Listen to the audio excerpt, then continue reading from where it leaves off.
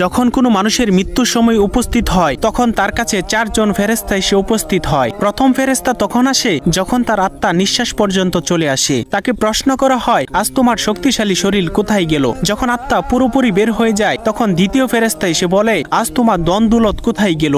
দুনিয়াতে জানিয়ে তুমি গর্ব করিতে। এরপর যখন জানাজা উঠানো হয় তখন তৃতীয় ফেরেশতা এসে বলে, আজ তুমি এমন এক লম্বা সফরে বের হচ্ছ যা এর আগে কখনো করো নাই। আজ তোমাকে এমন এক ঘরে শোয়ানো হবে যেখানে নিঃশ্বাস ফেলানোর জায়গা পর্যন্ত নেই। যখন তাকে কবরে শোয়ানো হবে তখন চতুর্থ ফেরেশতা এসে বলবে, কাল পর্যন্ত তুমি জমিনে চলাচল করেছ, আজ তুমি জমিনের নিচে শুয়ে আছো। কাল তুমি হাসছিলে, আজ তুমি কান্না করছো। কাল পর্যন্ত সবাই তোমার সঙ্গী ছিল, কিন্তু আজ তুমি একা। কোথায় তোমার আদরের স্ত্রী সন্তান যাদের জন্য তুমি মাথার ঘাম পায়ে ফেলে উপার্জন করেছিলে? আজ কেউ তোমার সঙ্গী হবে না একমাত্র আল্লাহ ছাড়া।